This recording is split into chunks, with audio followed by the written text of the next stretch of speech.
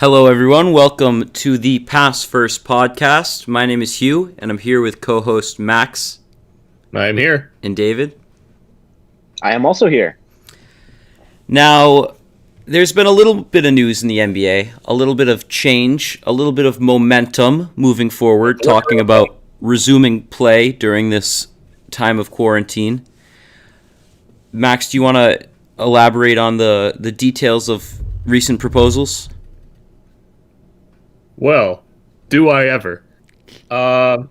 Basically, the only thing that we've learned recently is that they've decided on a date of July 31st, which gives them apparently enough time to complete their negotiations with Disney and hammer down the format that they want to do, which they've clarified will be going straight to the playoffs.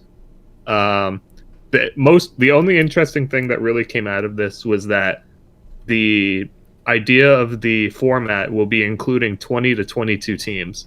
So that will presumably, get over the grievances of teams like the Trailblazers, the Kings, the Spurs, and the Pelicans that if they continued to play through the regular season had a pretty legitimate shot at making the playoffs. So instead, they'll just be changing around the format and including more teams than usual. And that could just be the 8 seed versus the 9 seed, the 7 seed versus the 10 seed, right? That's still on the table. As far as they could do that. They could do some sort of play-in tournament, or they could radically go in the direction of something like the World Cup format, like we talked about on our last podcast, with the groups of 4, or the 4 groups of 5. And they could also resort straight to in this case, like a top 20 seeds without conferences. Mm-hmm. So things are moving. This week is when the decision's supposed to happen, this coming week, with Adam Silver doing his call with the owners. So we will be keeping you posted on what develops and what they decide on and when we will get to see basketball. It's looking like the end of July. They were saying around the 25th. Now it's sounding like the 31st. The very end of the month is like the deadline to get the league back and going, which is, I saw something interesting talking about how if they resume at the end of July, this time between the beginning of this social distancing NBA break and when play resumes is longer than a normal NBA offseason. Oh, most definitely. So people are going to be out of shape, like legitimately. Unless you're Nikola Jokic, and for some reason you're skinny now. Did you see that? Is it skinny? Really? Yeah, there was a picture going around on Twitter today of like skinny Jokic. That's hilarious because it was joked about like frequently. I remember that if literally every single off season he got lost, he gained so much weight. Whatever progress he made was lost. So I remember people were like, well, how fat will Jokic be? I'm surprised he's skinny.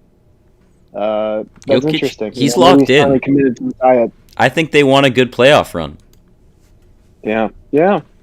Well, I mean, what was I gonna say? Yeah, no, it is interesting, the format, it's going to be interesting to call the top 11 teams from each conference. Mm-hmm. And, I mean, I don't have an active look at what the conferences look like, but I'm pretty sure at least on the East, the bottom 4 teams don't have really a chance to play in the playoffs. But I don't know. It's interesting because imagine that's an entire fan base just not having basketball. It's weird. Yeah. Shout out to New York. But they got Brooklyn. What did you guys see the video of LeBron James biking through LA? Yes, with Anthony Davis. Yeah. And J.R. Smith. Yeah, no, that was pretty funny. LeBron has his quarantine beard going pretty hard right now too. That guy's definitely it. He must be thinking this is a good chance for me to steal, kind of, for me to really grab one more ring. You're not going to find many better opportunities than this to just. It's like the definition of flipping the switch for 2 months. I mean, unless he gets tired making TikToks with his kids or something, and he has some other sort of fatigue going on that we don't know about. Yeah. Well, we'll see.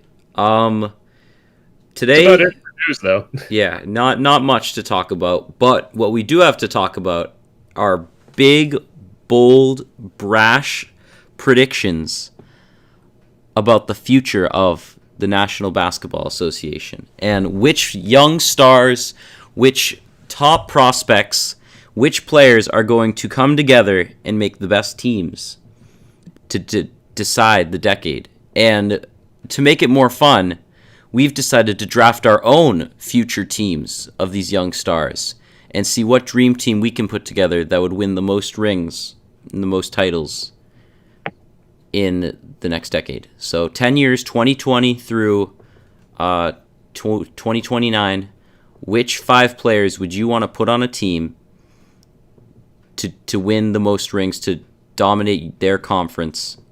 It was like if you were doing a fantasy league that lasted 10 years. Yes. And you could only take players that you had right now. Like, what would you take? Yeah, and the big difference, though, is with fantasy, you're just going on points. Here, you do have to draft for fit a little bit. Well, because we are doing it by position. Yes, and also... And the idea is to win a ring instead of, the DH Gate jersey that you win in fantasy basketball. Mm-hmm. Which I never got, by the way. I won our league, and I never even bought it for myself because I didn't charge any of you. Well... Yeah, you got to do that at the beginning of the season. This year, there was no real winner. Because I was ready to make a strong playoff push. What was your team name again? Oh, I don't remember. It was some pun. It was... I don't know. I'll have to get back to you on that. I always throw out some good puns. But we'll have to do another season this year. Definitely. Oh, no doubt. We got cheated. Speaking of drafting, I changed it halfway through the season to 2020 Golden State Warriors because half of my team was... I had Steph Curry, Draymond Green, Andrew Wiggins. It was rough. And they were all injured. Yeah, no, exactly. I had Porzingis to start the season. He was out. I had someone else. I had Zion. Yeah, I really got played, and that's why I was ready to make the late push. But the virus had other plans for my fantasy team and our whole league. But yeah, so let's jump into the draft. One thing we decided to do for the draft is we each have the choice to ban one player from the draft. So if we think one player is too... It will swing the draft too far in any direction that we don't want to risk losing the number one... losing that number one pick to someone else. We can ban them from being picked, and we have to exclude them from the whole thing. So we each, since it doesn't really matter who goes first in that, we can start with anyone. So I'm going to choose David. Who are you banning? I think easily probably going to be the best player over the next 10 years, Giannis.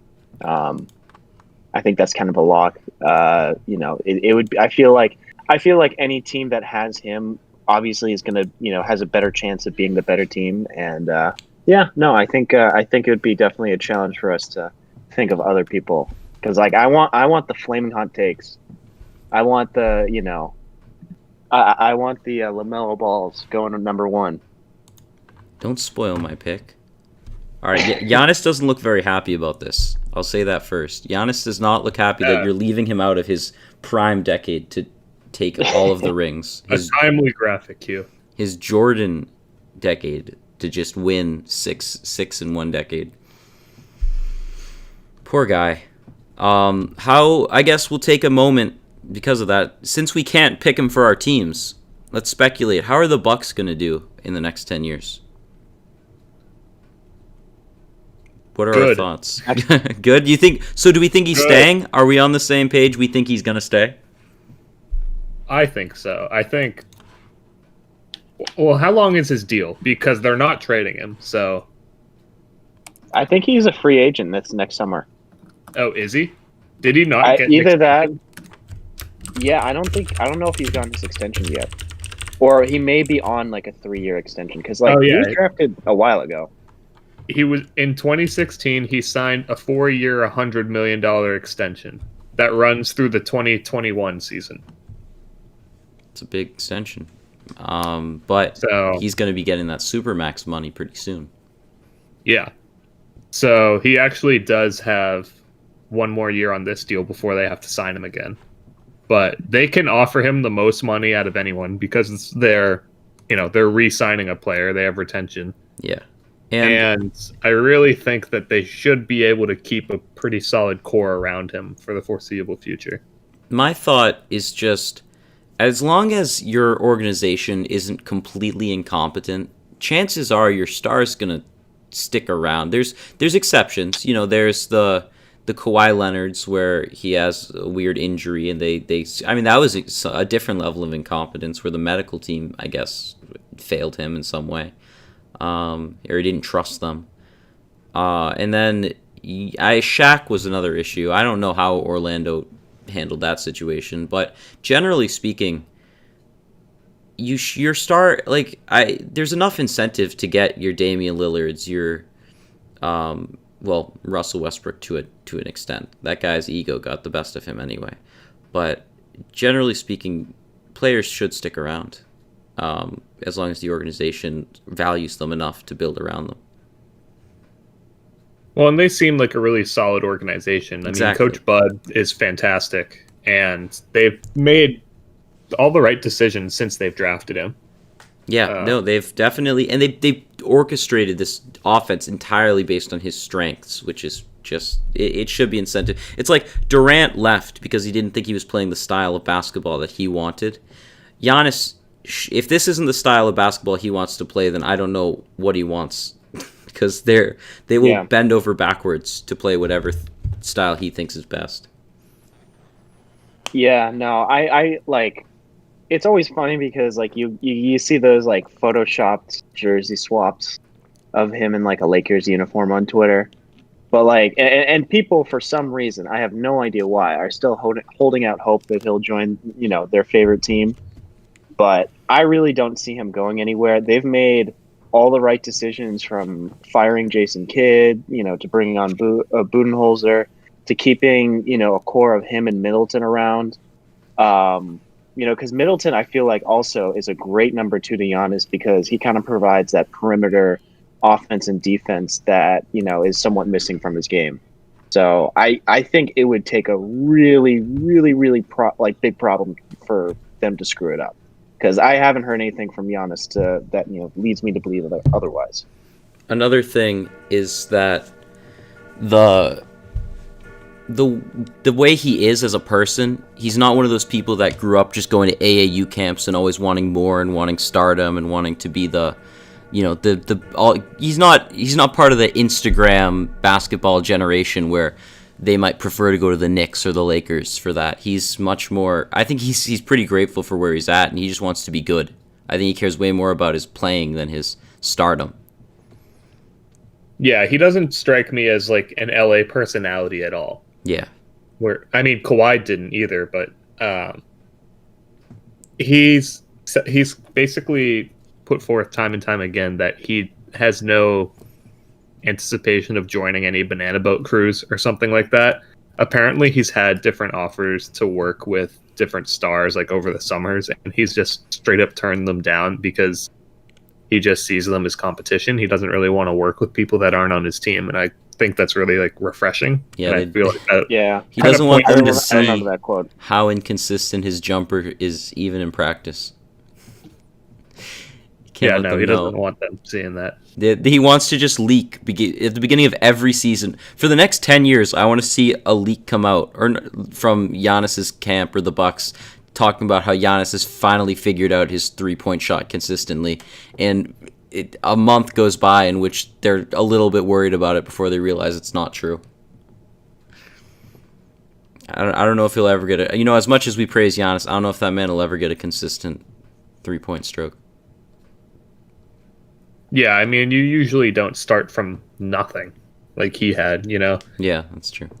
Even like Kawhi and like Kevin Durant, they weren't good three-point shooters in college, but they were, at least a weapon or a threat. Yeah.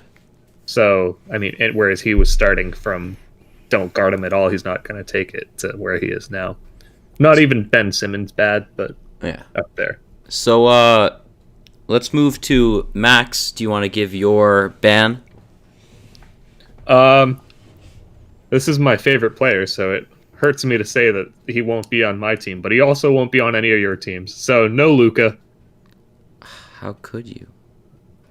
Luka Doncic, does he have a nickname? I was going to give him a nickname. Wonder Boy. The Wonder Boy, and you take him out of the equation on us? Yes, because if I can't have him, you can't have him. All right. Well, I think he plays the perfect type of game for this next 10 years. He's the ideal size to play any position, and he's really just, I mean, he's not a great defender, but he's pretty much good at everything. And Dallas is another one of those organizations that should be able to keep him around, surround him with talent, and be a contender for a long time. I think he'll be the number 2 behind Giannis in no time. And he already almost was. I think he was in the top 5 in MVP voting. So, like, he's pretty close to there, with the exception of some of the older guys that won't be in their primes in these next 10 years. So I think he's definitely the number 2 right now. Yeah, he was right on the brink for sure. For the MVP thing, right on the brink of that 5th spot. Early season he was top 4. It was him. Yeah, and this is his second year in the league. LeBron and Giannis, and then Kawhi kind of worked his way in. And it's right around that. Luka he's got the IQ already, which they always talk about doesn't usually come this quick. And he's got the clutch factor. He's got the clutch gene. Just those little things make a huge difference. I can't wait to see where he goes, and I think he's another one who he's going to be Mark Cuban's going to take care of him, and he's going to want to follow in that Dirk Nowitzki European footsteps of being the Mavericks guy. Yeah. All right, so that's 2, and then oh man, I got to make my ban. I'm torn. I gotta say I'm torn, but I don't want to start trolling too early. All right. All right, I guess I gotta do it. It's the responsible thing to do. For my ban, I gotta ban Bronny James. I think he's clearly the future of the NBA. I think if Ennius got the number, don't tell me that you have a photo saved of him. If we got the number 1 overall pick, I think he's the obvious choice. I don't want any of you guys picking him before me, so I just don't want to risk it. He wasn't even on my radar. Like, oh, you did have a picture saved of him. This is bad. I just didn't want you guys to risk. You clearly weren't Are you prepared. Are you memeing? I didn't want to risk the chance that I don't get the number 1 pick. You take Bronny James, the man passes LeBron in all-time scoring and assists, and I'm like, well, he's not even going to get drafted until almost like halfway through the decade. You know, all you need is 5 years to win 5 rings. Like, it's done. Oh my god. I didn't want to risk it, so he's banned. You guys can't pick him. I'm sorry. Damn it. I'm sorry. Like, I know it's going to make the draft a lot less fun. Was he on your list? No, or not were even you close. a reasonable person? Okay, good. No, You're not a even reasonable close. person. He's not even on my high school scouting list. All right, well, sleep on him. They slept on LeBron, too. No, they didn't. What are you talking about? He has a Sports Illustrated cover saying "The Chosen One." Get out of here! Get out of here! Come on. Whatever you say. This kid's playing on like a stacked AAU team in LA and just happens to be LeBron's kid. He doesn't automatically become great because of that. Isn't he still like really short too? Yeah, but he's beefing up on Taco Tuesday, all right? He literally learned how to dunk like last year, and you're saying that he's one of the top threats to win in the 2020s. Don't underestimate my boy Bronny, all right? I just gotta ban him. I just want to keep it on fair ground. I don't know. That could be a popular opinion. We just lost a bunch of viewers. Yeah, we could be on this. We could be on the wrong side of history, Max. You never know. I'm gonna save this take. I cannot wait until Bronny's got like 8 rings and I can play this back. Cannot wait. All right, so those are our bans. Now I'm pulling up a random number generator. I already have one. All right, Max. I'm number 1 because I'm the best. All right, I'll be 2. Dave, you're 3. All right. Random number generator. 4? What? Can I be 4? No, I'll take 3 and 1. no. All right. Between 1 and 3 for the number 1 pick, Da-na-na-na, it is 2. Oh, wow. Rigged. Rigged. I It's cannot not. I will believe send this. you a screenshot after this. Okay, then who gets the number 2 pick between 1 and 2? I'm still 1. Oh, well, it was 3. So, Wow. is the next pick. All right. Well, that's So- fine. I've been slept on before, just like Bronny. I'll take the underdog mentality. God. We're doing it snake style, so it's going to go 1, 2, or in order. Not forget those numbers from before. It's going to go first pick, second pick, third pick, and then like flip. So 1, 2, 3, 3, 2, 1. 1, 2, 3, 3, 2, 1. Okay. Fair enough. So yeah, it's down to who's going to be the number 1 draft pick of the 2020s decade, Mr. Max George. This is a lot of pressure. Yes, it's not like we had time to prepare before the show. It's not like It's not like I took time to prepare before the beginning. clearly of my band of Bronny's thrown off your strategy, but it. It really has, actually. All right, I'll make this easy. I'll take Anthony Davis. Anthony Davis. What a pick. He's playing the power forward for me too. Wow. Unless I move him. I didn't see it coming. I wouldn't we have. I didn't are we expect it. A Brad Stevens type of we could just have forwards and guards. I mean, because it's kind of Wings. hard with like people like Tatum and Zion because they do play like the 3 and 4. And That's same with fair. I think you got to assign 1 through 5 though, and if you want to make guard, if you want to make a wing your center, then do it. They have to play. They have to play well together. Like Yeah. you have to make a case for them playing well. Sure. Yeah, but we that's do have fine. to I can do assign that. each spot. So that's your 4. Yeah, unless I move him to the 5 because I like someone else. Okay. Because he can play both. But he's I'll let you know if I do. He's currently your starting 4. Yes. All right. And Anthony Davis, solid pick. Anything else you want to say? I mean, number 1, it kind of makes sense. I don't love his durability. Didn't he have some injury problems in the last couple seasons? I mean, he did, and then some of it was being a little baby and not wanting to play for the Pelicans anymore, and demanding True. a trade. And we know that Los Angeles definitely makes you less of a baby and less of a diva in those regards. So Yes, exactly. That aside, I think he's the perfect big man, and he's only getting into like winning now. I mean, I don't think it's been.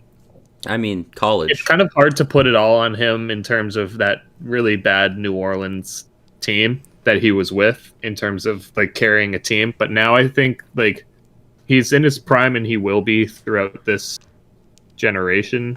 And I think it's pretty tough to argue against. He was averaging 27 and 9 this season. And he's already a 7-time All-Star. He's also a 3-time All-Defensive Team. And I just think like you can't lose with him. I don't think he's going downhill anytime soon. All right, number 1 pick is the Brow. Let's turn to David for the number. Only 26. He's only 26, guys. Only 26. So who's the number 2 overall? Jason Tatum.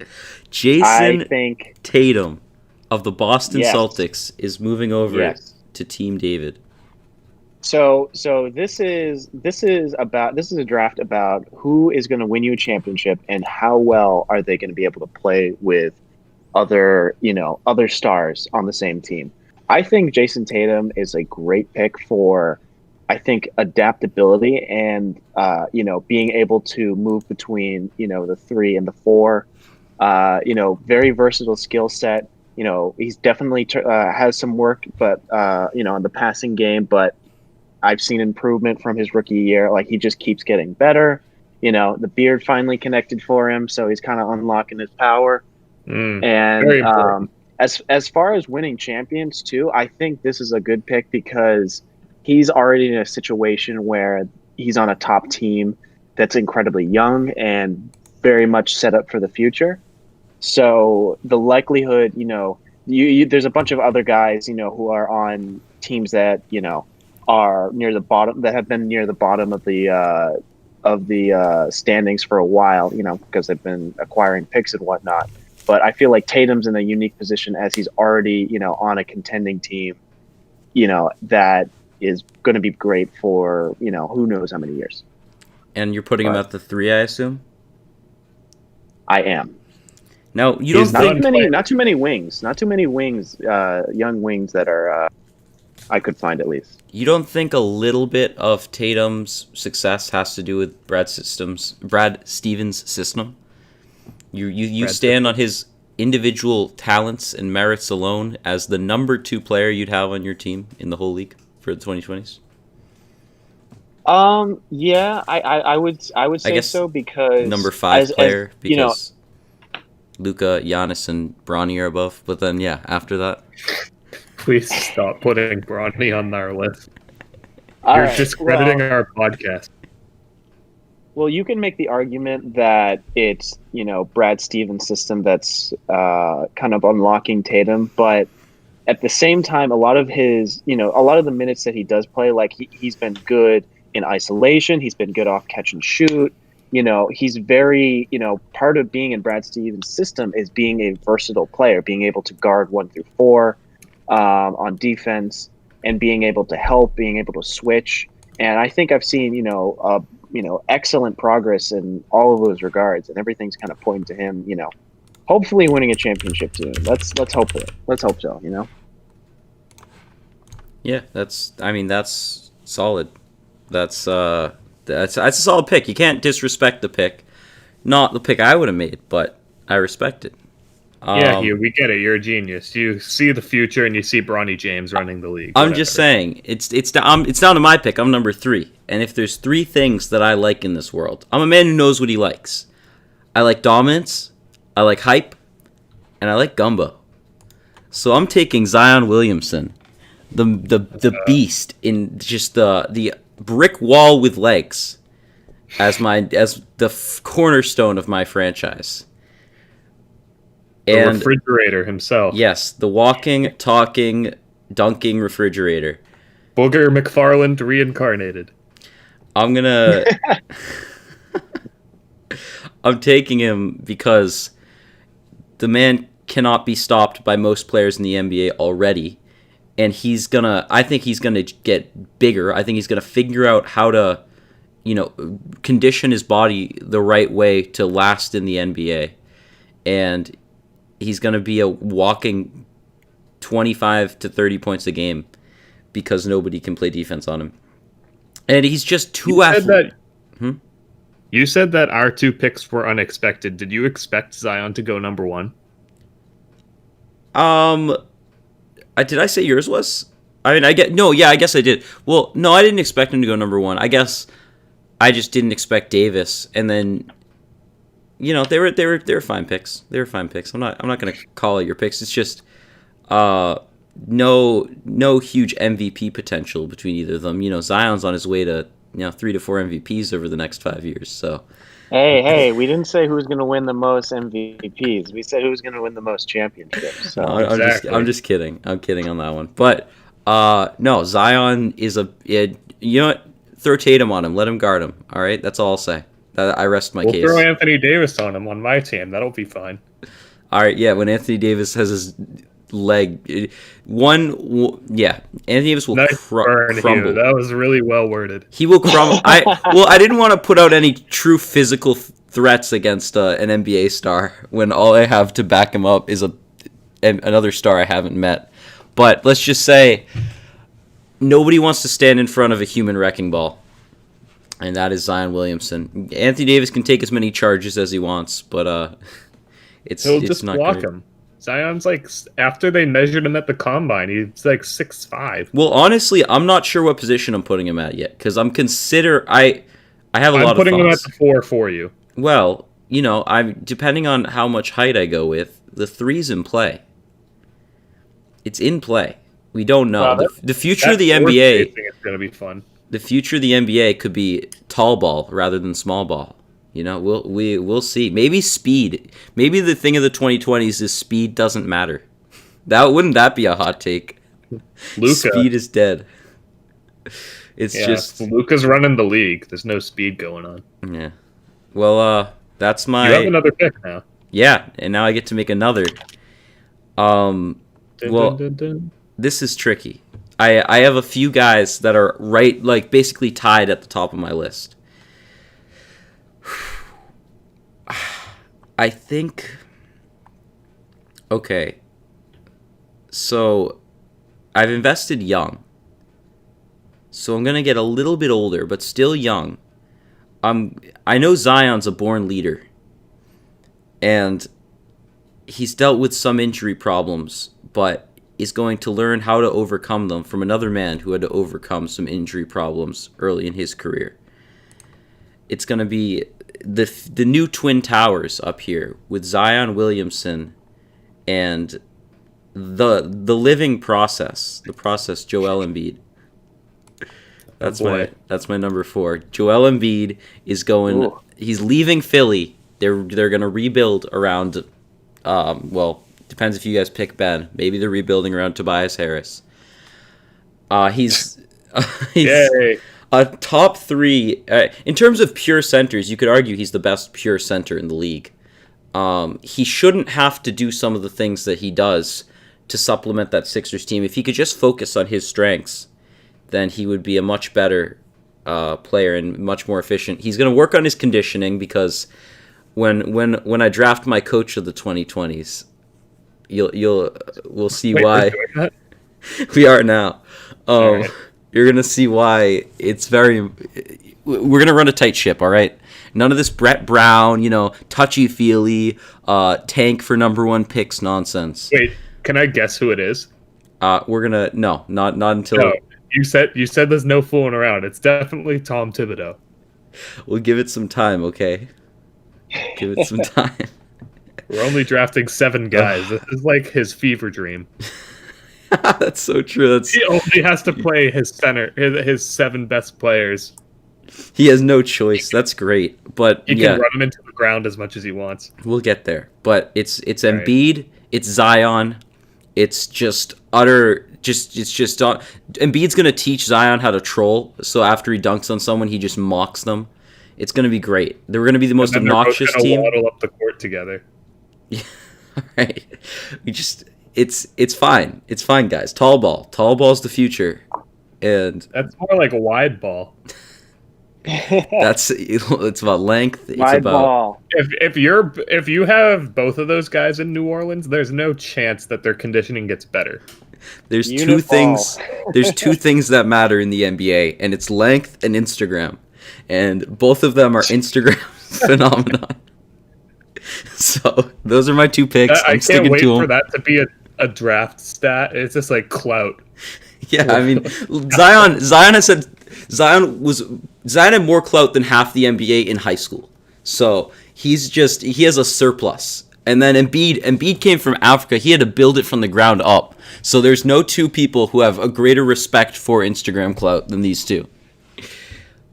Wow, Hugh, you're gonna have like the worst fans ever behind your team. All right, yeah. Until toxic fan bases, they're gonna be constantly upset with the coach, and they're gonna be photoshopping other players in their jerseys. And they're all gonna follow our team's TikTok account, and that's what matters in today's NBA. All right, you won't see us relocating anytime soon because we're gonna show Silver the TikTok numbers, and he's gonna have no choice but to make us the new Lakers. All right, who's snaking back from David? It's you. Yes.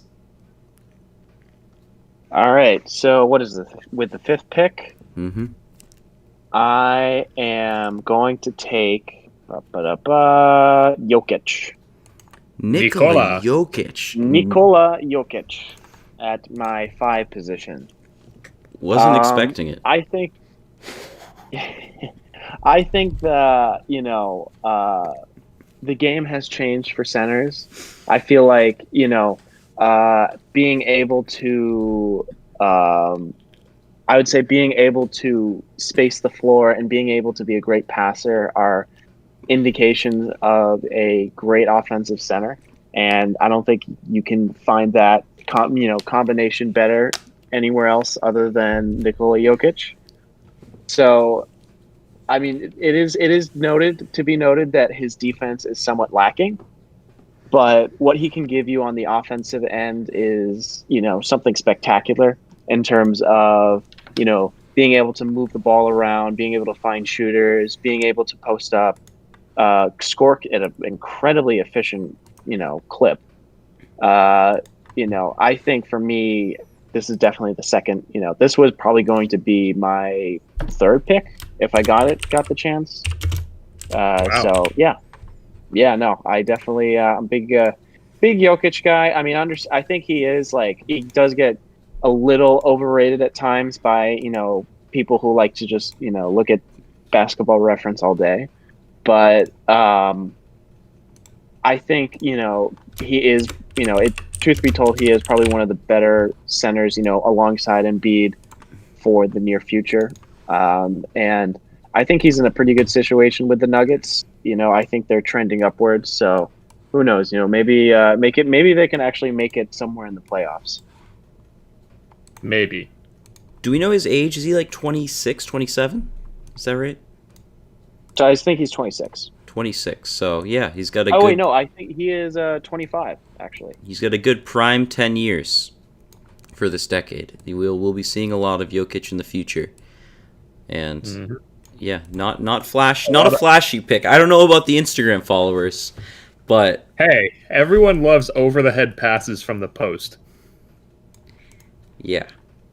Where's he from And again? he's listen. Even if Tim Duncan played in today's NBA, I don't know how many followers he'd get. Okay, Yeah, and he is the jokester, quiet individual. Okay, Tim Duncan played in an era where they valued rings, but today they value likes. And I rest my. Where's Jokic from? Serbia. Serbia. So you'll get the Serbs. You'll get Serbian fans. Outside Oh of yeah, that, international appeal is going through the roof. oh wait, did you take He took Luca Tatum. too? Oh, you took Tatum. We banned Luca. That's right. All right. So with no Luca in the league and no Giannis in the league, you're basically the European superstar. Yeah, I've cornered the market in that regard. I don't think I think he's guaranteed going to make some all-star teams. Mm-hmm. It's simple economics, Hugh. You got me there. Global supply chain. Now, who do you got with the number 6 pick, Mr. Max George? I'm jumping on the big man hype train, and I'm taking Kathmandu, Karl Anthony Towns. Okay. Carl is Carl. he's 24 years old, and he averaged 27 points and 11 rebounds this year, which is insane. He also averages 4 assists, so he can pass to his terrible Timberwolves teammates.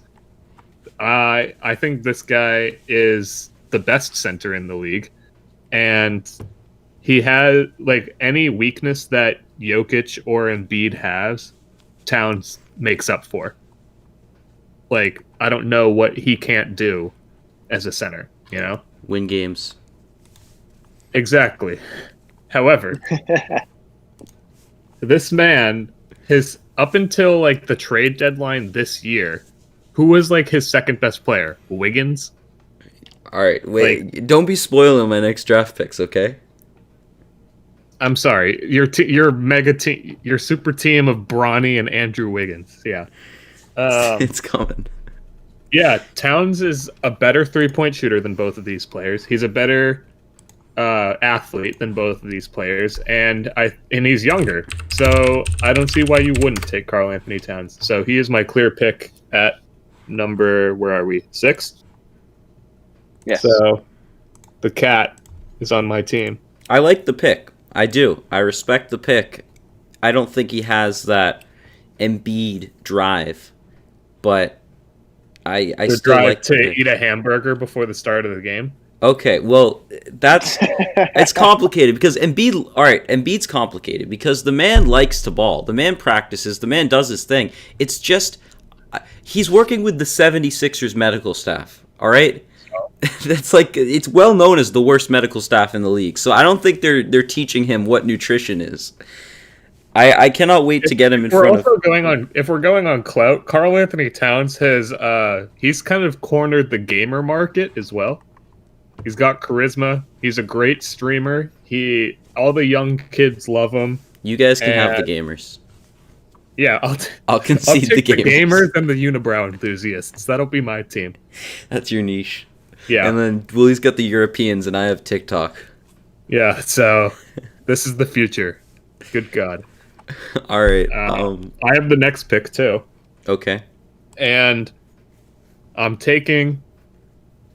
Don't double team him in practice. Devin Booker. Oh, man. Hoping you wouldn't take him. Damn. My team is so stacked right now. Devin Booker, Anthony Davis, and Towns. I forgot to get a graphic for him. I'm gonna go grab it real quick. God. I forgot him. I don't know. Booker's only 23, averaged 26 points a game, and he's one of the best shooters in the league. It's where we're going. He has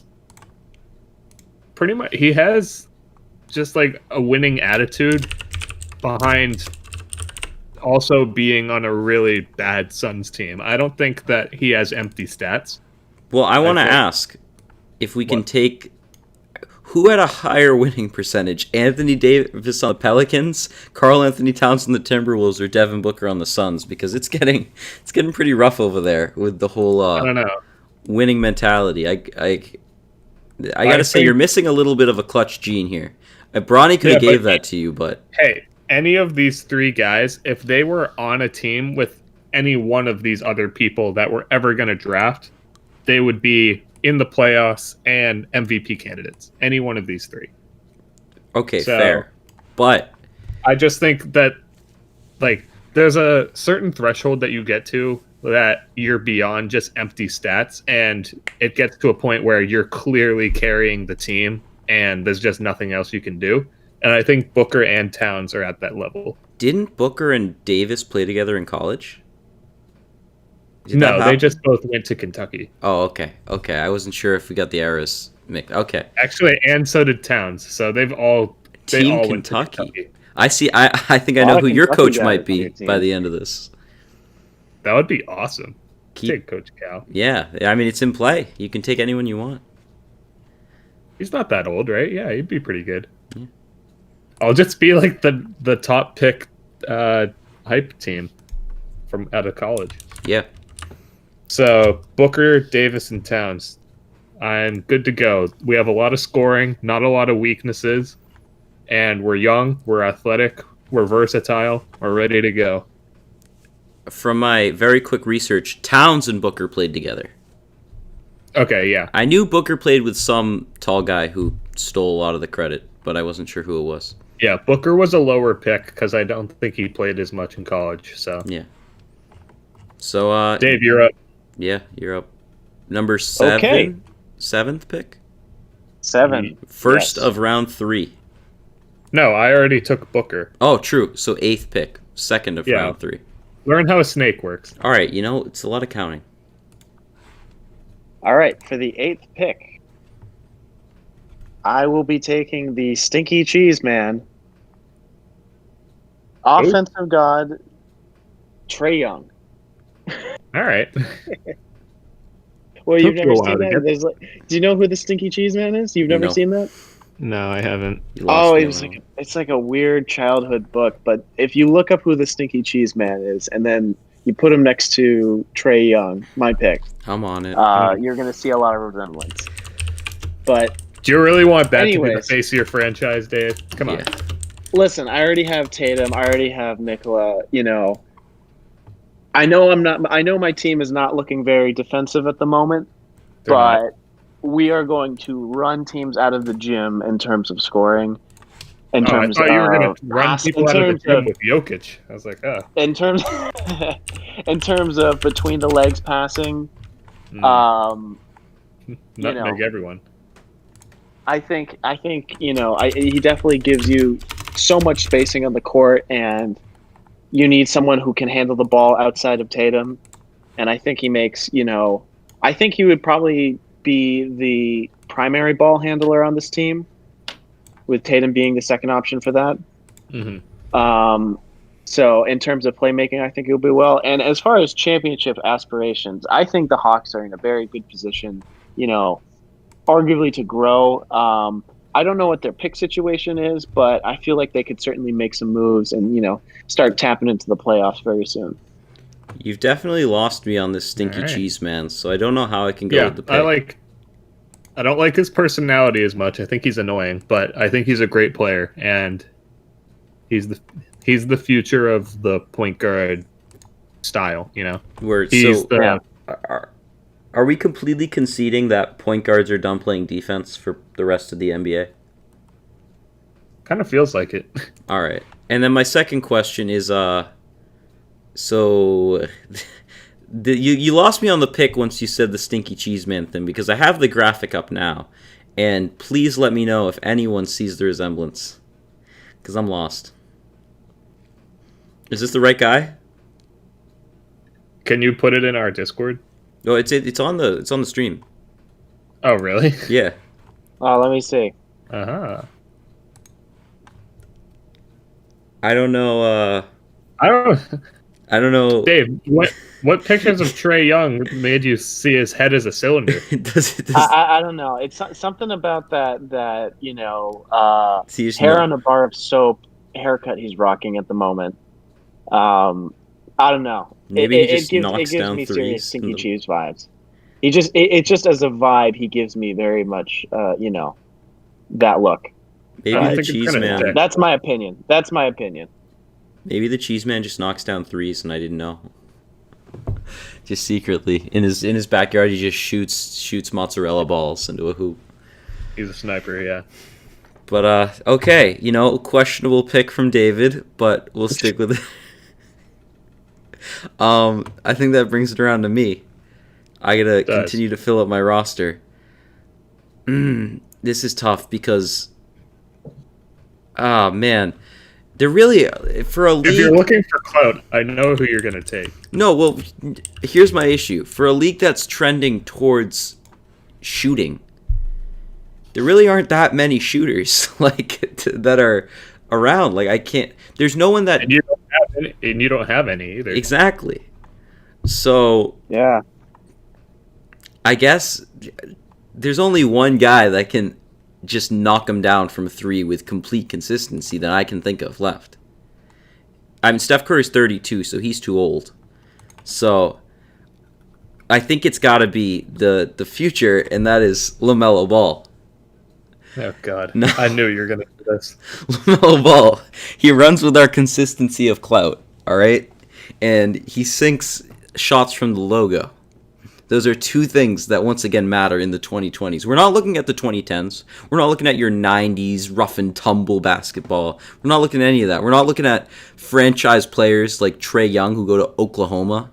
No, Oklahoma, are we kidding? We're skipping college, all right? Because that's 2020. This is player empowerment. This is being a big baller. We've already discussed on earlier podcasts how Zion's a big baller.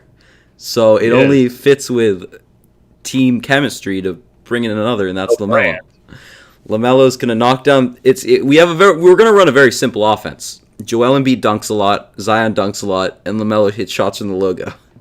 It's honestly, it's like how they it's like the drive and kick that they kind of implemented with Giannis, except taking it to its natural conclusion, which is you either dunk it or you shoot shots from the logo. I don't know how you defend it. I don't know, what is Anthony Davis just gonna take on Embiid and Zion, because you're gonna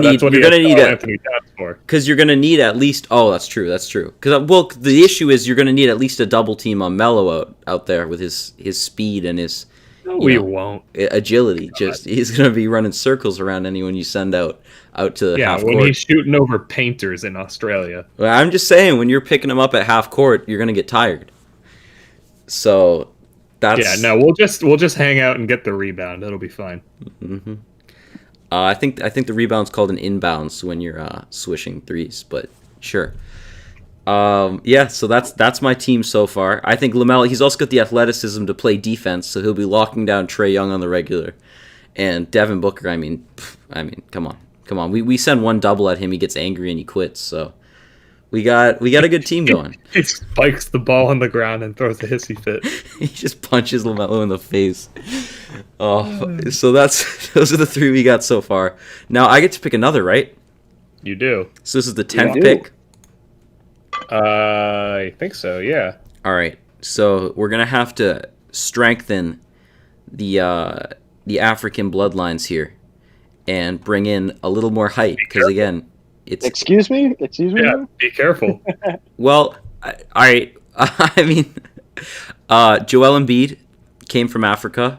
Yes. This next guy also traces back to Africa and has already somewhat of a relationship with Joel Embiid, I believe, and that's Pascal Siakam. Aren't they friends? Is he on your bench? No. Yeah, I think they're actually both from the same country. There we go. They are from Cameroon. Yeah. Exactly. There we go. Strengthening the team chemistry again through the roof. Pascal Siakam is going to be. Is Zion your 3 then? Zion, yes, Zion's my 3, and Siakam. Well, it's kind of an interchangeable thing, like we talked about with the Celtics and their wings. They'll be listed as Siakam's the 4 and Zion's the 3, but LeBron's listed as the 3 pretty often too, and we know how that's usually been. So it's a mixed up. It's interchangeable, honestly. The 3 of them between Embiid, Siakam, and Zion. It's just gonna be no one's guarding that. All right, that's all I got. No one's guarding. And then there's only 2 posts. There's one on the left and one on the right. I don't know how you're gonna fit 3 post players into 2 posts. What happens is LaMelo teaches Zion how to hit from the logo because Zion's young, he's moldable, he has a great attitude towards learning basketball, and it's gonna. Did LeVar call you before we did this podcast? I'm just saying with you? that LaMelo's a team guy. Yeah, sure he is. He's going to be a first-year captain, and we're gonna move our franchise. I haven't announced the location of our franchise yet, but you wait. Is it Lithuania? It's not. I've heard a lot of complaints about there being 2 teams in Los Angeles, and I think the reason is they actually want there to be 3. So we're going to be the 3rd LA franchise. We're going to be owned. A nice even number. Yes, exactly. It's going to be that's one thing that the Clippers fans and the Lakers fans, when they argue, they can each get along over the fact that they like our franchise better than both of them. And we're going to make the right call, and instead of having Magic Johnson be our president, he's going to be our owner. Nice. And that's real recruiting, because we're going to bring the era back from this LeBron soft era of friendship between stars. We're going to bring it back to the Magic Johnson era, and he's going to recruit, he's going to trash talk, he's going to call out all the other owners. It's going to be great. We're taking it back to the 80s, really. So yeah, that's my team. Siakam, I didn't really get to talk about Siakam at all because you guys wanted to make it all about, the other things, not true basketball. Siakam's a man about basketball. He's got ice in his veins. He can hit shots. Yeah, he doesn't have the range yet, but he can hit the mid-range. He can drive. He's got speed. He's got athleticism. I mean, I'll just insert the clip of you talking about him on the podcast from last week, Max. We know how much you think he's just a great player. He's disciplined. He's a team player. He's everything you want for a franchise. And yes, I know he's lacking in a few departments. His Instagram's not exactly where we need it to be right now, and I don't think he has a TikTok. But Embiid can help with that. LaMelo can definitely help with that. We'll coach him up. We know there's things to be worked on, but the important things it will be supplemented by his teammates. So that's my starting 4, which is Zion Williamson, LaMelo Ball, Pascal Siakam, and Joel Embiid. You're up, David. Thank you for that soliloquy. Okay. What do you got, champ? All right, so I think I'm now ready to move on to the number 2 position, And I know you were talking about social. You can talk all you want about social media clout, about relationship status with other players on the team, Whoa. but I think in terms of my no. I meant like All right, interpersonal Dwight Hey, Howard. it's relationships. 20. It's 2020. It's a progressive league. All right, let's pave the way here. Hey, hey, don't be like that. No, I kind of like your Team- take here.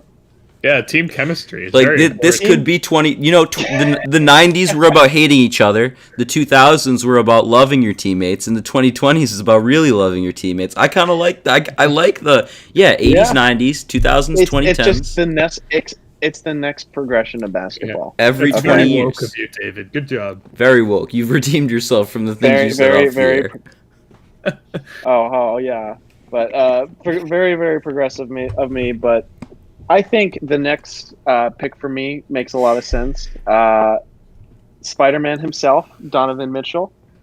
In terms of the, what you could want from someone in that position, I think, on this team, he's probably going to be a third option behind Young and Tatum.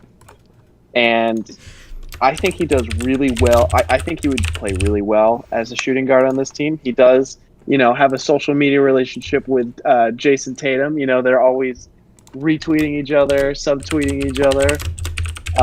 So, you want to talk about Instagram likes. These two are going to be supercharging their accounts to become, a dynamic Twitter duo. So, but yeah, no, I think in terms of, from a scoring perspective, obviously the offense is there. I feel like, he does, excellent shooter and plays, I would say pretty fair defense, probably not the best at his position, but, something that is considered, at least in my mind, very underrated and underappreciated. All right, well, here's one issue I have. Well, it's a questionable choice overall. Go at him, Hugh. Let him have it. I'm just saying it's a questionable choice. But I'll say, I know they're friends now and they pretend they're friends. That's a conference thing. They're in different conferences. On the same team, drafted the same year, there's going to be that inner hostility about, was I the better one drafted? Was I the better? Tatum's going to think he's the alpha because that's how you drafted him. But Donovan Mitchell, Donovan Mitchell was a contender for Rookie of the Year. He got robbed by a guy who wasn't a rookie, but whatever. But there's going to be a little bit of hostility. I just don't know. Questionable choice, David. That's all I got to say to that. Yes, they were drafted in the same year, but I feel like their relationship is going to be like a Hakeem Charles Barkley. Hey, they were drafted in the same year, and they managed to get around, pretty well on the Rockets together in their, latter half of their careers. Yeah, with all the championships they won together. For sure. I see that. Yeah. So, yeah, no, solid. I mean, he's a cool guy. I got to give you credit for that. He's, a little bit of a temper over the whole Gobert thing. I could see Tatum maybe sneezing the wrong way and then bridges are burned, but we'll see. I would see it more with Trae Young. Yeah. They're both going to be, they could just bully Trae Young. Play. I think Trae Young spits when he talks, too. Oh, no. Oh, yeah, germaphobe Donovan Mitchell. This might not turn out well at all. Also, guys, we're never getting a guest on this podcast ever. But we'll get Trae Young. He can come on and defend himself. I'm not the stinky cheese man. Hot take. We can get Justin on, and he can maybe you'll have someone to maybe consider Bronny James with you. Yeah, someone will agree. Right now, you're in a minority, Hugh. I'll have LeBron James on, and he'll explain to you exactly why you're making a mistake. They say he has the highest IQ in basketball right now. Ask him about Bronny's potential. Why don't you get Bronny? Isn't he? He can take a break from his pre-calc homework to come on the podcast, right? No, we're not distracted. Bronny's locked in right now. Bronny's not taking a break from anything. Or is he algebra 2? Bronny's not taking a break from anything until he has at least 3 rings. Dave, he's definitely CP. Wow. Okay, guys, let's not roast the poor teenager. All right. You're up. So, what pick are we up? Is this 12? Everyone has 4 guys but you. So yeah, Max George with the 12th pick of the draft. Dun, dun, dun, dun, dun, dun, dun, dun. Thank you, David. That was very nice. Nice delivery. I'm taking Ja Morant, Ooh. the rightful Rookie of the Year. Whatever you say. He is what Hugh thinks LaMelo Ball is going to be, but he already is that. He's more athletic. He can shoot. He can play defense if he wants to. He's only going to get bigger and stronger because he's pretty skinny right now. But he's super athletic, and he's like Derrick Rose with a jump shot athletic. No, And solid pick. I like it. I think he has a higher ceiling than someone like Trae Young, just because like it's mostly like his physical and his shooting has so much. Like it has so much. It's already good and it can be great. You know? He's a real athlete. Put Murray State on the map. That's where he went to college, right? Murray State. Yeah. Put it on the and map, I like yo. those small school guys always have a good mentality about them. I think everyone wants to play with him, and he's a good guy. And if he can beat out Zion for Rookie of the Year, I mean, I know it's different playing. Zion played 7 games, and they're considering him a contender. All right, so like, I don't know if it's actually 7. I think it's a little more. But the point is, what does that say about Ja? But no, I think it's a solid pick. I like it. I think you got some years to go with Ja. Yeah, good. Dave, Ja Morant, Stan. You know, I'm with you on the rightful Rookie of the Year, but I was taking some shots in that Trae Young little roast there. Imagine playing defense. None of our point guards would, so it's fine. So let's hear your number 5, and then you can list off your starting 5. Or you can go straight for the bench. I mean, if he really wants to. No, I need to finish up the starting 5. I want to take this guy while he's here. I want Brandon Ingram. Ooh, that's your counter to the Jason Tatum and the LaMelo Ball picks. I see. How so? Just positionally, athletic ability wise. LaMelo's a point guard. What are you talking about? Hey, it's 2020. Everyone's a wing. That's true. Thanks, Brad Stevens. Anyways, Brandon Ingram probably wins Most Improved Player this year. You see what happens when he is put into the role of like a primary scorer. He averaged 24 a game this year. His 3-point percentage went up to 39. And I mean, he's just an awesome option at the small forward. I don't think he's Kevin Durant yet, or like really is going to get there. I mean, people always compare him to that because of their body. Mm-hmm. I don't think he's as like isolation heavy, but I think he's your ideal like type of small forward for this generation. He can do a little bit of everything, and I think he'll be a great complement to the rest of my team. All right, so let's hear your 1 through 5 in terms of position. All right, my team at guard: Ja Morant, Devin Booker. Then at forwards: Brandon Ingram, Karl Anthony Towns, and Anthony Davis. Solid squad you got going on. Formidable. Davis at the 4. It's not. I don't know if I'd go elite, but it's formidable. I see how it would give some other teams trouble, not mine. But respect, respect. I would take all of my 5 guys over any of your 5 guys individually, each one. I think all 5 of your guys couldn't guard Zion or LaMelo for starters. So please, David, make your pick so that Hugh stops talking about LaMelo, please. All right. Okay, so what is this? The 14th pick? That 14th sounds right. pick. My last positional spot on my roster is might surprise you. I'm already surprised. Another Kentucky guy. Jamal Murray. No. Oh, okay. Bam Adebayo. Bam. Yes. Nice pick. Good, strong name. Strong name. Yes. Oh yeah. Very. It's always funny to me that like Bam is Is it short for something? It's a nickname. He has a very long first name. Is he like It's like Semi Ojale. Ojale? Okay, yeah. All right. Oh no, his first name is Idris. Idris Femi Adebayo. Fun fact: Yeah. Idris, All right. not a long name. Continue. Yeah, never mind. I thought he had a longer name. Anyways, An abbreviation. As I've been saying, my team is definitely lacking a defensive presence, and with Jokic on the floor, I don't know how much shot blocking is going to be available. And I'm strictly looking from this, at this from a defensive perspective. I think Bam is definitely, has definitely shown that he's going to be one of the better defensive players, here to come. He was making a solid case. One could argue for this last, this canceled season, earning his first All-Star nod, even though he's only been playing for 3 years. He's on a very great Miami Heat team, which is now only which has only been with Jimmy Butler for 1 season.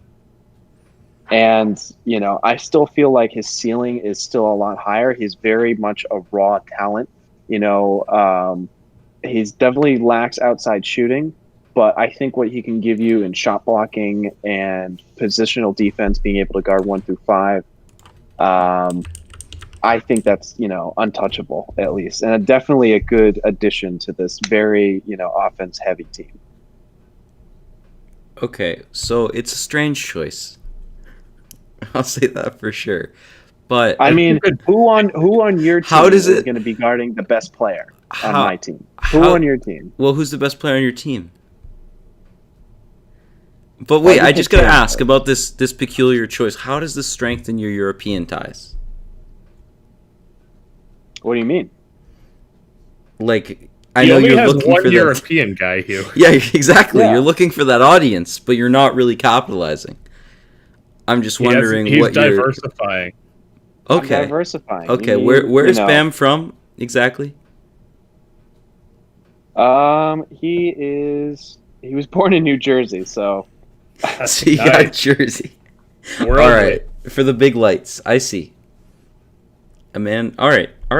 Again, very exotic. New Jersey. you like to make some picks that are out there, some bold picks. I respect it. It's just very peculiar. Yeah, there you go. All right, LaMelo Ball, here you go. You're up. Oh boy, Mr. Not a peculiar pick. Well, now here's the thing.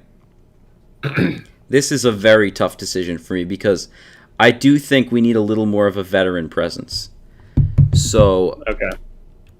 And it's hard to predict how these players are going to stay healthy. So I really, all right, I think I found the perfect middle ground between that. So who's a guy who maybe he hasn't had a chance to show his true leadership abilities yet, even though he has them, and he's just been stuck in a bad situation. It's a very Max Georgie pick of a player who's been stuck in a bad situation and really needs a chance to shine, and we know he can. And that is the great, and he comes from a town where they know, he's a big fish in a big pond. He comes straight out of Washington, D.C., and that is the alliterative Bradley Beal. Bradley Beal is my 2. Real deal Beal. Real deal Beal. So that's and you know why? Because I value scoring. I think scoring is important, and I think Bradley Beal, if you look at his scoring numbers and compare them to Bam year over year, I think you might be surprised. If you look at career point totals, I think you'll see who's clearly the superior athlete, who's the superior scorer, and the superior basketball player. Well, hey, Bam is actually averaging more in his 3rd year than Bradley did in his 3rd year. Yes, so. but are we looking at total points? Yeah, didn't think so. I'd love to see the total points line up to show. You were the one I didn't know he was only only 26. So. Yeah. No, he feels like he's been in the league a lot longer. Yeah, that's why I had to Google his age to double check. But the good thing is, he's a young gun, and he's going to be 36 and retire with 7 rings. So I'm pretty content Nice. rolling with Bradley Beal. John Wall's going to be real upset that he missed out on this party. Yeah. So all right, wait, just go back, David. Give your starting 5, the full 1 through 5. So my starting 5 Besides is the cheese man. Trey Young, Yep. Donovan Mitchell, Uh-huh. Jason Tatum, Bam Adebayo, and Nikola Jokic. All right. Participation trophy. And Oh, okay. and then All right, Wow. LaMelo Ball. my starting 5 at the number 1 is the big baller himself, LaMelo Ball. The third iteration, the it's like the Take 3. when did the iPhone really hit its stride? The iPhone 3. When did the Ball family really hit their stride? LaMelo Ball. It makes sense. Charm. You had Facebook. It was all right. You had Twitter. It was all right. When did social media really take over our lives? Instagram. LaMelo Ball, Instagram famous. It just makes sense. So we got LaMelo Ball at the 1. We got Bradley Beal at the 2. We got Zion Williamson, again, just a sensation at the 3. Another baller, another part. Again, he's in the Ball family. I mean, let's be real. Is he a big baller, though? He is the biggest baller. And then we have Pascal Siakam at the 4, power forward, and then at the 5, Joel Embiid. First team all Instagram. What's and now Yeah. shoot, now I got to make another pick. Now you have 2 bench slots. Yes, okay. I haven't thought about this. It's not like we had. Shocker. It's not like yeah. we had time to think about it and make our list before. No, I had like a priority. I didn't expect to get all 5 of my top picks. So, No way that Pascal. You didn't Siakam expect was in your him to be the top 5. Yeah. I'm just Yeah. all right, fair. My number 1 got banned by myself, but outside of that, I got all my favorites.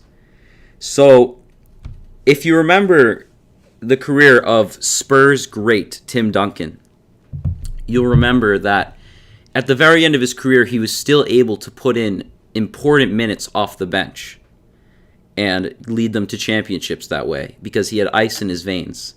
Now, I know another fun guy who's had ice in his veins for his whole career, and he'll prove, and on a team of just fun guys, he's already in LA. He doesn't even have to move to play for this team. He just has to move to our upgraded stadium in Beverly Hills, and that is Kawhi Leonard. Kawhi Leonard's going to be, obviously he's going to be starting for the first half of the decade. Or, well, I mean, yeah, I don't know the rules around who can start or who can't, but he'll at least be, he might be doing like a Lou Williams situation. He'll ask Lou what it's like to be a 6-man who plays a ton of minutes. But he'll be coming off the bench. He'll be putting up important minutes. He'll be playing crunch time, of course, because, he hits the clutch shots. You try guarding him. You try scoring on him. He'll be teaching LaMelo everything he needs to know about the league, how to win Finals MVP multiple times over. And yeah, I don't know what else to say. I mean, honestly, it's kind of a wrap. I think I've won this by far. I don't think it's very close. So, All right. Should we call it here, or should we keep going? No, I think we can keep going. Okay. So Kawhi Leonard is my 6th man of the decade. Now, who do you got, David? I mean, I was more focused on younger players. Mm-hmm. Obviously Leonard is only 28. Uh-huh. But I feel like he's only going to be a top player in the league for so much longer. Mm-hmm. He's definitely in one of those Jimmy Butler situations where Oh, Jimmy yeah. Butler is like 30 at the Yeah, moment. except Jimmy Butler hasn't won any Finals MVPs or led the Raptors to a Very title. true, very true. But at the same time, we're talking about longevity. You have to be good for a decade. Mm-hmm. How many people have won Finals MVP on 2 different teams? Because I can only think of 3. One of them being the father of Bronny James, and one of them being Kawhi Leonard, and one of them being the all-time scorer in the history of the NBA. So I don't see many holes in his resume. Wasn't Shaq? Was Shaq a Finals MVP on the Heat? That's Wade. Don't discount my boy. Oh. So yeah, who's your pick? So my pick, I feel like that we're going to need some pep off the bench. We're definitely going to need some speed. And that's why I'm going with De'Aaron Fox. Oh no, I've David, definitely no. What have you no. done? Oh, really? Coming from the number one Lamelo Ball stan. I cannot You know wait what? until I LaMelo think Ball you're tweets probably at you. more of a fan of him than his own father. All right, excuse me. that is heresy. And if you say that one more Lamar is time, Hugh's role model. if you say that one more time, he might stop sending me shoes. So please stop. But Why yeah, would you even wear them? De'Aaron Fox, because I'm a big baller. What don't you understand?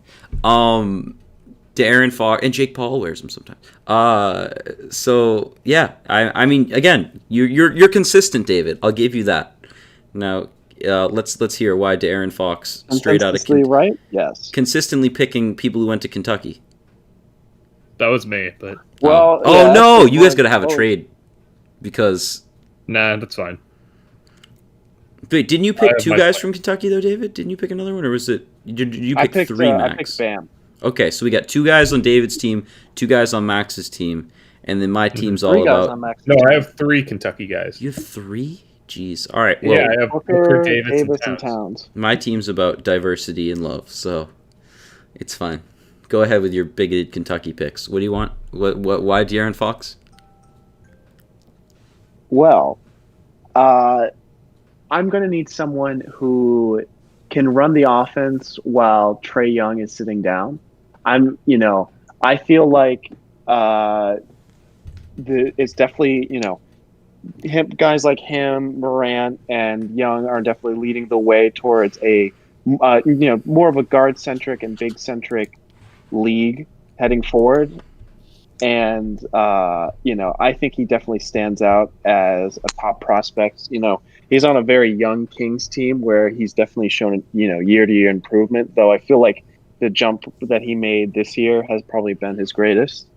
Mm-hmm. You want someone coming off the bench that's going to be able to move the ball and be able to, score one-on-one situations. And I feel like Fox definitely plays a big role on our team. Definitely rounding us out in terms of all around talent. So I don't know. Do you guys have anything else to add on him? He's no Matt, Kawhi what's Leonard. your, I he's think no he's Kawhi good. Leonard, yes. He keeps getting injured. I haven't seen enough of him yet. Fair. That's fair. All right. I would give you a shiny participation trophy for this draft. I appreciate you being here. I appreciate your efforts to select a team, and I'm just happy you're here. So thank you, David. Thank you. Yeah, I know you have one pick left, but I just wanted to thank you in advance. Max, you're up. Give us your final 2 picks, your 2 bench guys to round out this all-star team. My final 2 picks, I really liked your idea of a veteran presence on my team. And who better to teach Brandon Ingram than the original Brandon Ingram, Kevin Durant? You dog. Kevin Durant is only 30 years old. And I think he's like, they compared him, I think it was Dinwiddie said the other day, 80% of Kevin Durant is Dirk Nowitzki. And Dirk Nowitzki was good until he was like 40 years old. So, and Kevin Durant, he just has a timeless game that's never gonna, even if his athleticism starts to go and stuff like that, he's always gonna be 6'11". He's always gonna have the ability to shoot over people and play like the guy at the Y that you're never gonna be able to guard. And I think he's the greatest scorer in NBA history, and I think he can continue to do that for another 10 years or so, or even like 7 or something like that, and then he'll help us win a ring every year up until then. Well, I gotta say I'm a little disappointed because I wanted it to have a chance to pick my 7th, and you kind of picked it for me because after we win 2 to 3 titles, Durant's gonna leave your team to come to mine. So I am a little disappointed. You beat me before then. Yeah. I think that's a kind of a known factor here, but he's gonna talk about our better basketball situation, which is understandable because of our just being a fun-loving team and knowing how to do things right in Los Angeles. But yeah, Kawhi does love fun. yeah, exactly, fun guy, exactly. Someone's getting the picture. So I'm sorry that we're gonna have to take your player from you by like 2023. It's a good pick though. It was a smart pick. It's a good pick because, he'll have his rings with me, and then, he'll just be content. He's like, you know what? I want to be with like the best young talented core and have them just kind of like carry me to the end of my career, and I'll still drop 20 points a game. He'll be content. I gotta say, I'll take 38-year-old Kevin Durant as probably less chance of getting injured as the already crippled De'Aaron Fox. So definitely got him on that. I'd probably take him over Joel Embiid's history as well. Yeah. So and LaMelo Ball. The thing with Joel Embiid though is that's all just the trainers. So we'll have top-notch trainers. We'll have the best of the best, the Hollywood doctors. My team, we might even be getting plastic surgery if the need is there. We could offer some to Anthony Davis, but if you guys want. But outside of that, are you sure LaMelo doesn't want it? These LA facilities. Don't worry about LaMelo. Don't even worry about him. He's a young man and he's coming into the world ready to just win all the rings. Yeah, so that's your sixth pick. Then who's your seventh? My seventh pick is another 30-year-old who is a gifted scorer and will be able to do so for the rest of his time in the league, and that is Sir James Harden. Debatable, very debatable if he will be able to continue to do so. And also, now your team's... He doesn't even leave the ground. Because now your team's getting a vibe of old people. No, I have the best young core at my starting five, and then I have the two best 30-year-olds. Yeah, but how are they going to feel trying to act like they're young and they just have old people around? They're just killing the fun, I don't think Harden James can Harden hit threes. Fun. All right. Tell that to Chris Paul. I think James Harden brings the fun. Tell that to Chris Paul. Harden and Durant are the two veteran guys that are at their peak right now that will be able to sustain it for the longest. Mm-hmm. Because they don't require as much athleticism, and they're going to be able to do what they do for the longest out of anyone. Mm-hmm. So I don't even care who's starting, who's off the bench, and all that kind of stuff. This 7 is the best 7 you can have. Outside of mine, yeah, I'd give it to you. So, I like the Harden pick. I just think counterbalancing 5 young guys with 2 old guys may kill the vibe. All right, now that you have your 7, where's your team located? We'll do coaches later, but where is your team? My team is rightfully located in the city of Seattle. Yeah, I figured. And so we're going to the have homecoming for Kevin Durant. Yeah, homecoming for Kevin Durant. They're all going to love him. They're going to love that we're the best team, and they're going to have the most ecstatic crowd. We're going to sell out all the time, and we have no fatigue from past teams. There's no one to compare them to. So they will automatically be the best Sonics ever. And everyone will love them. It's impossible to hate a Seattle team. Yeah, no, I don't. That's the thing. I don't think they'll be hated. I like your team. I just think they're boring and old. But yeah, go Kevin Durant. Sorry, that was harsh, but I'm just thinking vibes. All right, I'm all about the vibes. So Seattle, you got Microsoft up there. You got tech people, but old Starbucks. Tech people. It's not Silicon Valley. It's just a lot of it is what it is. I like your team. I think they'll be a strong franchise. We're not going to get distracted by the outside noise. This is a basketball city that will have, they'll have all the facilities they need, and they'll never get distracted. They're not going to run off to wrestling events. They're not going to be on a boat when they say they're at practice. We're going to be productive, and we're going to win. Yeah, and like the 1998 Bulls, we're going to run off to wrestling matches during the finals and win anyway. So and take on a team that was just focused on basketball. So There we go. yeah, no, I like the team. I like. You want to list it one more time just to get the full 7? Sure. John Morant, Devin Booker, Brandon Ingram, Anthony Davis, Karl Anthony Towns, James Harden, and Kevin Durant. It's a lot of personality. A lot of no double teams. I'm gonna go to whatever situation's best for me. I'm gonna shoot And threes. this is the best. And this is the best situation for them. Oh, each of them has. I mean, on it, each of them has one thing that people really don't like them for. So maybe they can all bond over that, and it can help them come together. Who hates John Morant and Brandon Ingram All right, you're right.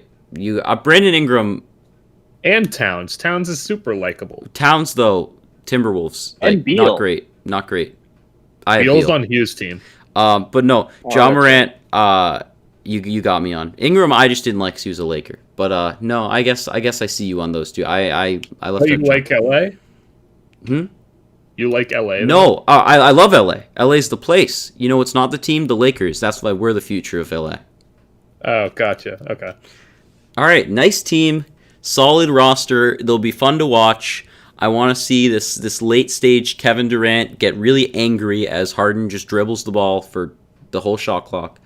That'll be a good show. My coach won't allow it. Oh, I can't wait. I can't wait till we hear that. But let's go to David to round out your team. So quickly, Max, did you pick a head coach? Are we doing that as well? Not yet. That's coming. We'll do it later. That's coming. Okay. All right. So I think, my team is definitely guard oriented in their offensive production. Mhm. Why don't we keep that up? I'm going full 7 seconds or 7 seconds or less Suns for my team. And I'm taking the best player, I would say best player available, Ben Simmons of the 76ers. That's a. You know, I'll be honest. Interesting. I considered picking him too. There's 2 reasons I didn't. 1, we see how he plays with Embiid, and 2, he's not a big baller. But I definitely thought it through. That is the benefit where Simmons will thrive in a team full of shooters, and with someone like Jokic who sees eye to eye in him in their passing ability. We're going to be moving the rock. I feel like everyone else on the team is going to push Jokic from being fat and slow into being somewhat of an athlete. And that's why I'm actually having my team play in Miami. Bam is now inviting the entire team down with him to be a part of Heat culture. I think, you can say what you want about, what it's like to play in Miami, but that's for the visiting team. The visiting team always gets distracted whenever, either going to South Beach or going to parties, when they visit Miami. Case in point, Terry Rozier. But if you're a team that lives in that, you have that home court advantage. Dave, can I just interject about your roster and Miami? Nikola Jokic is going to be so sunburned, he's going to be incapacitated for the whole season. Well, here's the thing: is we're the whole team is about bullying Jokic into running faster. Okay. So he'll be red and skinny. Yes, he will be sunburnt and hopefully in shape. He'll eat one less pizza a day. He'll go from the Joker to the lobster. Got it. Does Jokic even actually eat that badly? Like, I don't know. I just know, like, he's kind of a thick boy. Apparently he did when he was a kid, but now he's, like, average, To be fair, Joel Embiid once said he used to drink 4 to 5 pitchers of Shirley Temples a day.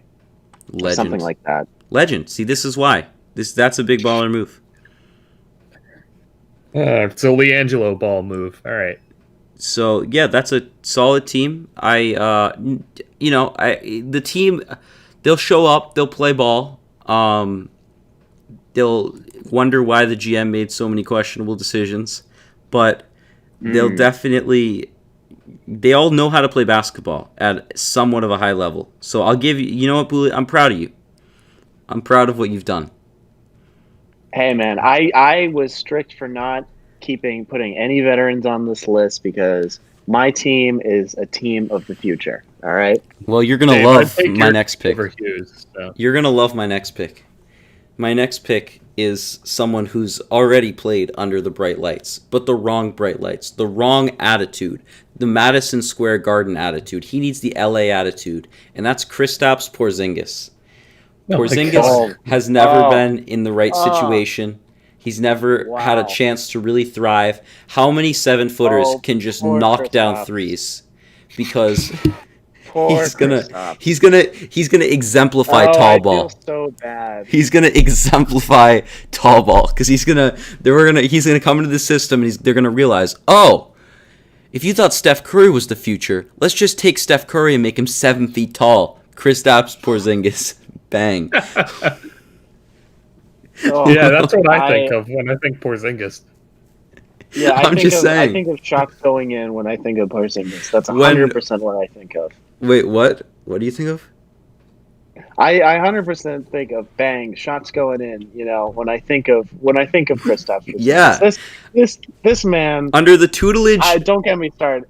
Don't get me started on him. under the tutelage of LaMelo Ball and his ice in his veins, 3-point shooting abilities. God, your Kristaps- team is going to be such cancer to watch. yeah, you know it's going to be cancer when they score 180 a game and every game's a blowout. That is going to be pretty disappointing for the rest of the league. But you know who's going to love it? The fans in Beverly Hills who roll up to the stadium and just it's going to be an outdoor stadium, by the way. We're going to put up a Like a drive-in theater. Exactly. Except no, you get out and well, that's the thing. It has a drive-in option in case COVID comes back because we're a team of the future. We're prepared for these things. But generally, it's open air. We know just with the new reality that we live in, with these uncertain times, we want the open air of a outdoor stadium. We think these indoor stadiums are backwards and not thinking of the future. And weather's not really a problem because in LA, it's always sunny and nice.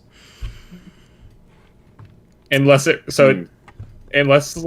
either if it's not sunny or nice, you're either going to have a little bit of rain or everything will catch on fire. Yes, but the only thing catching on fire will be LaMelo from half court. So And I'm all right with Porzingis. it. And Porzingis. Porzingis is going to be hucking full court threes. That's going to be the next thing. But that's not till the end of his career. He's going to change the game right before he retires, and people are going to have to catch up. So I'll go through my team.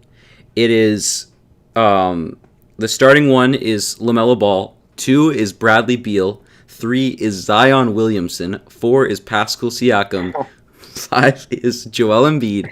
And then off the bench, we got sixth man of the decade, Kawhi Leonard, and Kristaps Porzingis. We're playing in Los Angeles. And who's our coach, you might Where ask? is this? Who's our coach? Who's someone who can go and whip these players into shape? Who can discipline Tyronn them? Lue. Who can keep them in shape? Maybe someone who had to keep this country in shape. Barack Obama is going to be the coach of this team out in LA. Barack Obama is going to be the coach that teaches Embiid how to... Hey, what does Michelle Obama know? Health, nutrition, exercise. She's going to teach Joel Embiid how to get in shape, how to get strong, how to live a healthy lifestyle. They're going to be set. Barack Obama is going to teach discipline to these young guys. You had the graphic prepared. Wow. Of course. Do you think this is a game? Like, we're winning titles. This is the only guy who can go up against Bill Russell's legacy of just ring collection. Barack Obama already managed to win 2 elections. You don't think he can win, a couple dozen championships? This is a no-brainer, guys. This is a no-brainer. Okay. And I mean, I do look at that photo and I do think of the Jordan logo. So exactly. hard to argue. We may have to get the logo changed, and it's going to be Porzingis shooting from full court. Oh my god. So Hugh, I do have to say, as memey as you are, your team is an absolute mess. A mess? What do you mean a mess? We are Yes, literally a mess. You're not going to be calling him a mess when Zion shatters Wilt Chamberlain's record of 100 points in a game, and it's just because LaMelo decided to feed him one time. Like, this is just going to be... It's going to be unreal. With Michelle Obama conditioning them... Line in Beverly Hills? Huh? Is there a 100-point line in Beverly Hills? No. We're not getting too crazy here. Come on. What are you talking about? But I will say, in LA, the third franchise, the better franchise, we're putting the Clippers out of business the day we open. They're gone. Ballmer's done. Ballmer's legacy's in the toilet. Just, I feel bad that, it's Kawhi Leonard doing it to him, but that's what he gets for building a team that Kawhi couldn't win any rings with. So here we are with the greatest team probably ever assembled in any sport. I think the comparison is like, it's like this. It's like Sparta, and it's like George Washington's army, the Continental Army. It's like those are the big three, I'd say, at this point. And I'd still take us if I had to choose. So that's Barack versus George Washington. Exactly. Who are you taking? One's got teeth, bruh. One's got teeth. All right. So Barack does have a set of chompers. Mm-hmm. So that's my team. Oh, I guess the final thing is we need a name. Your team name. Yes. Yeah. And so that was a tricky one. And we're this team's in the 2020s, right? So we're projecting what the world's going to be like, what the landscape's going to be like in 2020. So yeah, all teams are going to be more heavily sponsored. That's true. They're going to be more heavily corporations. The big corporations of the world are going to come in and sponsor the teams. So, just realistically speaking, this is going to be the one that costs the most money to sponsor because it's in the center of LA. The whole world's watching. We've already capitalized. Since you guys couldn't capitalize on other countries, Africa is going to be on the up and up in 2020. So we have that whole audience, that whole continent's going to be fans of us. It's going to be like Yao Ming in China, but we're going to need a big corporation with a lot of money. So Jeremy Lin and Harvard. Yeah. So with the sponsorship, it's going to be the Los Angeles Podcasters, brought to you by Pass First, and we're gonna have to run the team that way. So the Los Angeles Podcasters, featuring Barack Obama and LaMelo Ball, are going to be dunking it on you in your home on a nightly basis. Oh, also, we're gonna be all games are gonna be broadcast in VR. Good. Mm-hmm. And we're gonna be the three commentators for all the games. We have like a contract thing going on. Okay, cool. So look forward to that. Yeah, I can't wait to comment on LaMelo Ball pulling up from half court. And he did it again. So who are your coaches, and how are they better than the President of the United States? Well, okay, so it's my pick next, I guess. If we're going, we're continuing the serpentine snake. Yep. Mm-hmm. And as I stated, I'm definitely leaning more towards a fun and gun offense. Mm-hmm. And who better to lead a fun and gun offense than Mike D'Antoni? What have you done? The man is old. He has health issues. How could you put his family through that? Listen. How could you put his family through that? How could you justify that for another decade? Pops is Santa Claus, okay? He has like Santa magic, okay? Mm-hmm. Listen. Mike D'Antoni has not earned that. He's gotten close with that stash he grew out. Yeah, just like he's gotten close to a ring without that vibe. Even making the finals. But as soon as he starts to get the gray hair and the white beard, he's going to get that championship Santa look, and he's going to start winning rings. Imagine if he made the finals. Wouldn't that be crazy? And Barack Obama made the finals. The team that he will politics. Be playing for, the team that he will be coaching. The final election. The team. Listen. If anything, if you want to go toe to toe with Barack Obama, speaking out against China, I mean, look, I don't think that gets any more controversial than Mike D'Antoni. Yeah, great. So let's lose our viewership. Awesome. You know what? We could be friends with China and we could convert them to democracy. But you want war? That's cool. If you want 2020 to be about war, I want it to be about love. I've said this from the beginning. My team's centered towards love. Love and drone strikes. Yeah. All right. It's a new era, okay? There's a lot of pressure as the chief executive. And now with Los Angeles, we're progressive here. Where's your team? Oh, Miami? Yeah, exactly. How's D'Antoni going to do in Miami? Oh, he's going to be burnt just as bad as Jokic. Mm-hmm. D'Antoni's going to have a nice mustache tan, okay? He's going to look great. He's going to be wearing a Hawaiian shirt. the entire time he is coaching. This is going to be his pre-retirement, where he goes out top of the world with multiple championships in the 2020s. You know, this is his last hoorah. All right. Yeah. And this is all the you can eat ultimate buffet. thing that he could have assembled. You know, forget Nash, forget James Harden. This is the star team that he's always been destined to coach. Mm-hmm. And for this team, By the for way, this team to be successful, they need a name that will best reflect their play style and best reflect Heat culture as well, you know, as taking over as the primary Miami team. Heat than the great podcasters? Dion Waiters once tripped balls on a plane after he ate an edible. You know, I feel like marijuana is a huge component in that Miami culture. So plus you need a name to reflect the fun and gun style that we will be playing. So we are now officially known as the Miami Blaze. Yeah. So there's the Miami Heat and the Miami Blaze. There's two teams. No, it's like the NBA merger. Like we took the city and the titles, but we changed the name. You know, let's say a terrorist group came out, you know, called the Heat, and we really just didn't want to associate with them. We figured we'd just change our name to the Blaze. Or like a movie came out called The Heat. Are you still defending the retiring of Alonzo Mourning and Tim Hardaway's jerseys? Oh yes. What about Jordan's? Even though he never played there. Yeah. Yeah. Oh yeah, Jordan's and Shaq's. You know, we're definitely, you know, inheriting Shaq's diesel. Okay. Cool. All right. And Udonis Haslem. Can't wait. All right, let's get this over with. My coach is the best coach right now, the best coach there will be, and the best coach there ever was. His name is Brad Stevens. He is my coach. Who would be... Honestly, Brad Stevens is so calm, cool, and collected that he might even be a better president than Barack Obama. Wow. I think if he could... I would endorse him so hard. What party is he running for?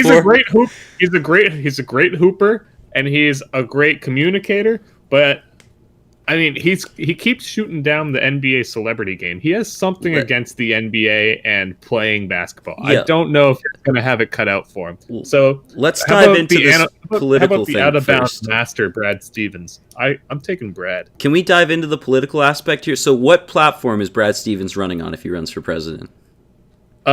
He's running independent. Independent, okay. So and he's winning. But what platform? Like, what is he running? What is he fighting for? I don't know.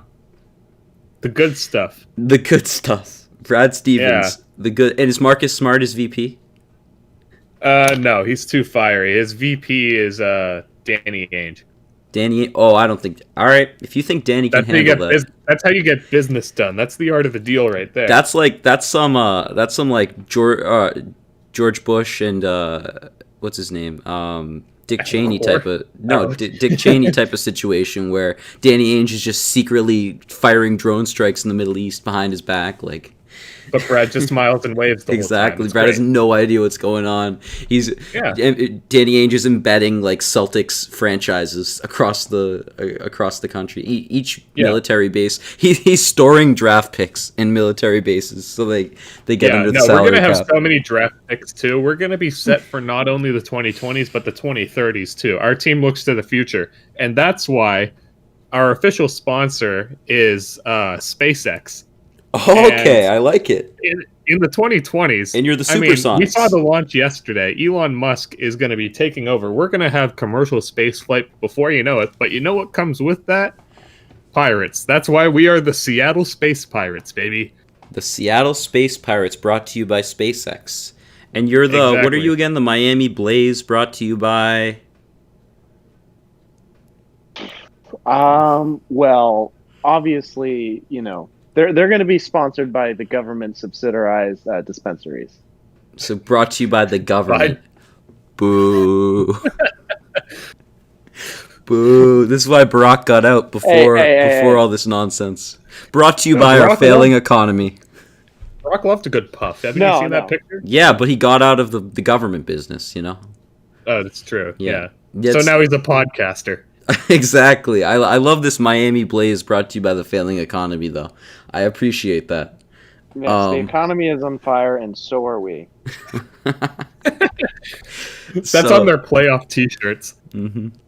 All right. So now that we know who the greatest team ever is, it's us or it's like Jesus and the disciples. It's one of the two, and I think that would be a game that we may need to simulate in virtual reality, coming, maybe 2028 around that time. But I'd love to see your two teams face in like a playoff round or something. That would be pretty interesting. I would like to see whether Brad Stevens. Yeah, I'd like D'Antoni. to see me and Dave in a round of the playoffs. Probably like the last one. I think like the final one. I mean, there's a problem because there aren't two open slots. We're going to be there pretty much every year. Oh, okay.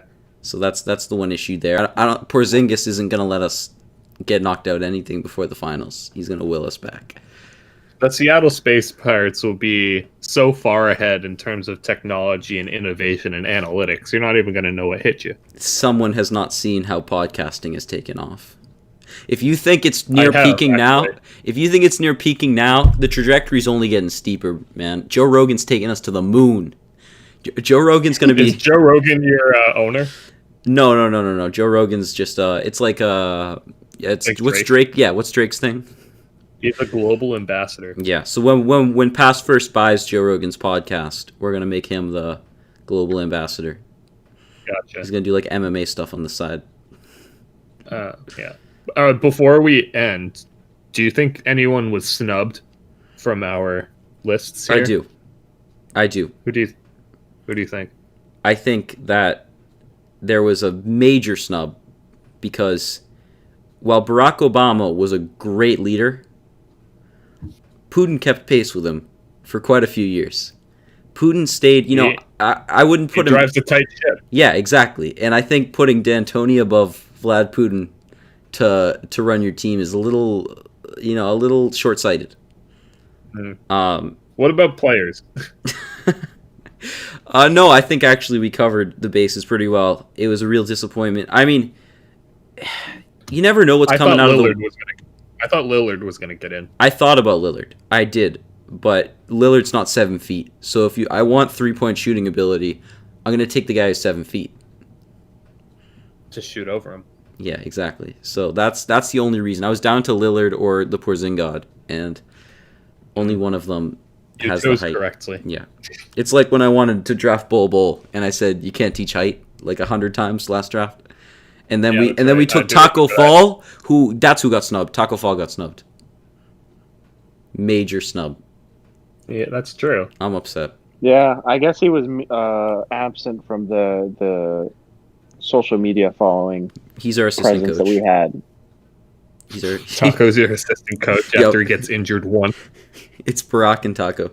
I mean, and what do they love in LA? You need someone to continue. What is LA known for? To continue. What's the Taco Tuesday tradition in LA? Yeah. What's the best food in LA? Tacos. So we're gonna bring the taco. We're taking LA's burning to the ground. This is over. Rest in peace. This is why but we're saving Magic Johnson from the ashes and instilling him at the top of the organization. And he'll be your social media manager. Exactly. He knows what's up. Yeah. All right. Well, the Space Pirates, the Blaze, and the Podcasters. Mm-hmm. We'll have to simulate this sometime. Oh, I mean, if you want to lose. Yeah. So this has been a very important episode of the Pass First podcast. We figured we'd talk about the important things going on in the world and why Barack Obama his voice is still relevant in society today. Because of and a moral of the story, Barack Obama is a big baller.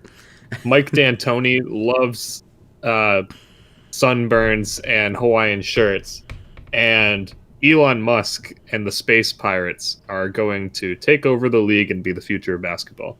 The future of whatever backwards form of basketball prioritizes not winning, because we'll be playing 5D basketball. 5D basketball. Fair. See, I'm only taking it to VR. If you take it to 5D, that is an issue. Because Yeah, we're like interstellar. We're going to be interdimensional. We'll be in the bookshelf. my social media team's going to have to keep pace. Yeah, good luck. All right. Well, I've been Hugh. I'm Max. And there is I have previously been David, but I will now go by Dave. All right, and he's Dave. Hello, Dave. Thanks for giving a great team, Max. Thanks for participating, David. I'd love to see your teams in the future, and we will see you on the next one. Bye. Bye. Goodbye.